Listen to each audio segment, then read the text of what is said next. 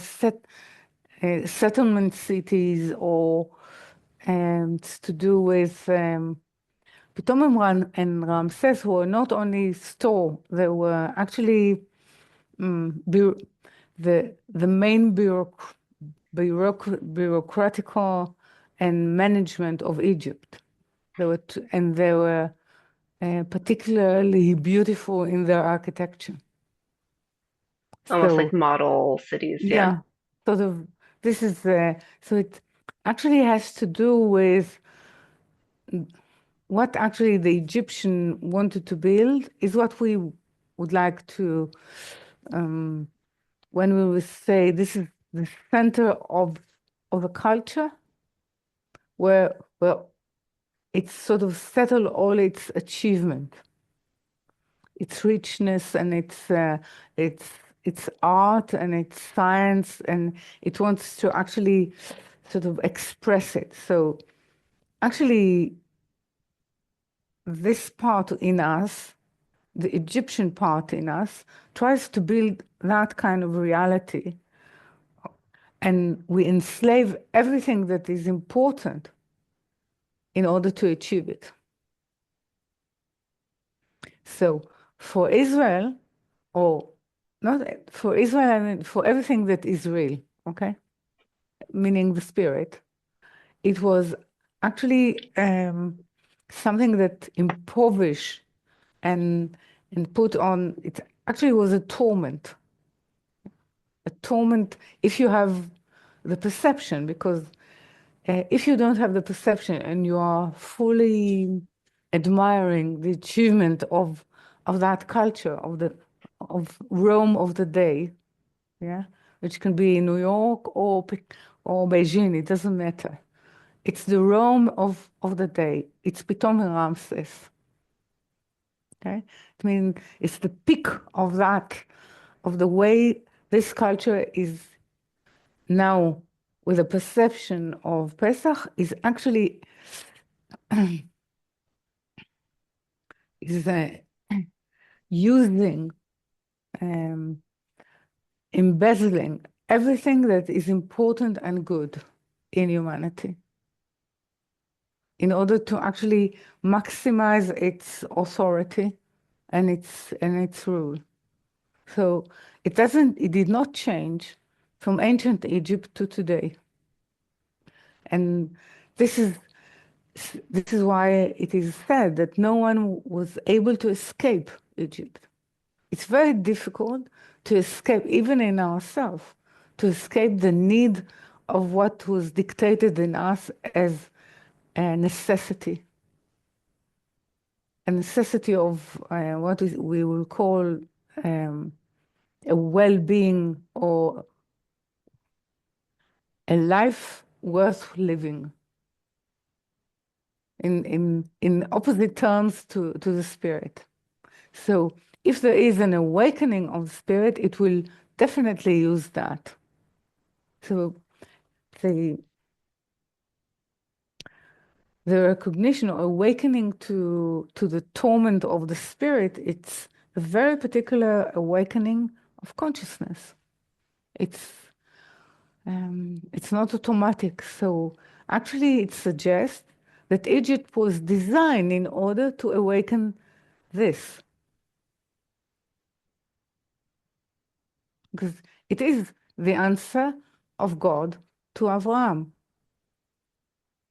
Only if people will come to realize that they invest all their existence in the wrong bank, in the wrong investment, only then they will start to ask the right questions. Right? Only then they will see their limitation, they will see the misuse of themselves, the misuse, of course, of others, the misuse of any source on this planet or in this universe. Look, even when we think about the universe, we think about Mars or the moon, we think how to exploit it. It's not the human thinking, the will to receive to oneself cannot think differently. even if it will put a nice face of helping humanity, it's actually speaking about exploitation. And this is what is happening in Egypt. This is the paradigm. Okay. So it's not a paradigm of how many hours do I work and do I want to stay more with my family. It's this is within you have a prison, so you're inside the prison and you ask for, I don't know, for a picture or a nice picture of a mountain so you can look at it from the walls, within the walls of the prison. This is the question when we say, let's do some more. Severance is a very good example now, okay? So I'm speaking about networks, some sort of a series, yeah. But so sort of differentiating. But what I'm trying to say that many people take Pesach as sort of they will sort of free themselves from the tyranny of what enslaved them, but they actually change one enslavement with another, because enslavement as a whole is not enslavement of the soul or enslavement of my feeling. It's enslavement of my spirit, which is the true evolutionary possibility and future of myself. It's different. I know that in Pesach people speak about their freedom. It's a pity, really, if it's not laughable. But okay. You don't have a freedom at all, or the notion of to free oneself has to do with life, not with improving our existence. It's different issues and different questions. Okay? So we have to break this notion of freedom and liberty that has to do with Pesach. If there's no question of uh, of the spirit within it, there's no reason to give us really choice. Choice is being given to the spirit in order for us to be able to discern between soul of soul or existence and life. Okay, so this is really what happens in Pesach. But even the traditional Jewish way of thinking about Pesach reduced it and actually made it a celebration of the will to receive to oneself. Okay, clear. Yes. So these Mishkan notes are Mm. the I would use like monument, both monument and prison to Mm. the way of life of the corporeal world of the time. Yeah. And they But are excellent at both deceiving and yeah. embezzling and to your point, literally stealing, because once I very much identify with the, even post awakening, even being aware of this other Mm. option of investment that like I intermittently it gets stolen or warped to like just this new vision of what my life will be within the city of, Exactly. and you have Exactly. to keep saying, no, no, no, that's, I mean, it would be great if that happened, but no, that's not the point. Like that's neither here nor there.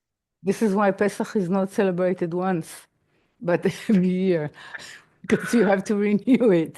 You have to Yeah. understand it each time, and we go into exile, and then we decide or we choose, yeah, to actually free, truly free with help, because we cannot do it alone. So what I'm saying is that it's a very delicate because of Jewish tradition. It's something that need to actually every time, like taking all the mud and of tradition that was sort of piled upon it in order to be able to read it. Okay, some sort of ar archaeology, but in terms of it's an archaeology like this, not like this. Yeah. Yeah. And it becomes, yeah, because it has become a celebration of who is most free Yeah, to.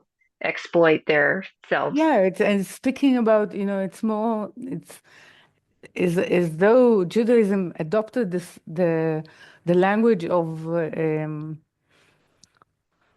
I would call it, I don't know, of the new epoch of, you know, it's let's make our life better in terms of uh, the, putting some spiritual garnish on it. Okay, so it's not. Well, it's very misleading. So this is why it needs sort of a good shake in Yeah. order to sort of uh, get to the core of it, or at least be interested in the core of it. And this is the real meaning um, of this Pithom in Ramses. Okay, so it's a huge power of settlement. And there is something else that this article is saying.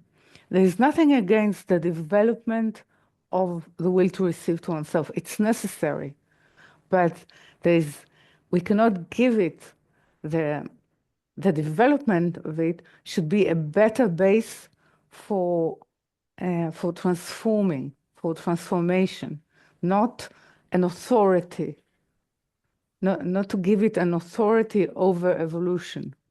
Okay, It so almost feels it like is, it's a set of weights at the gym that like you could increase and increase and increase, and as they get heavier, you are getting stronger in your ability to see them as separate and see them as a tool. yeah, but in that respect, it suggests that, for example, if we speak about development of knowledge, okay, it is quite clear that if the development of knowledge that brought us to the 21st century enable us to read Ari and to read Zohar on a different depth and understanding of the world and the relevance of spirituality to our life more than the generation before.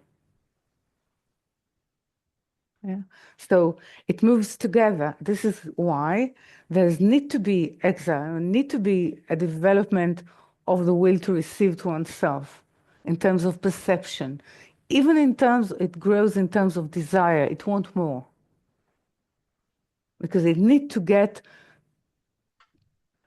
will get to the height of its ability only under the rule and the dominion of the spirit. But it needs to be huge desire. You don't want a small desire. And that's why the cart ropes, because Yeah, this you is have how to grow you it. you recruit Yeah. the knowledge in order to be able to call for understanding the limitation and understanding that you want the new that comes from above.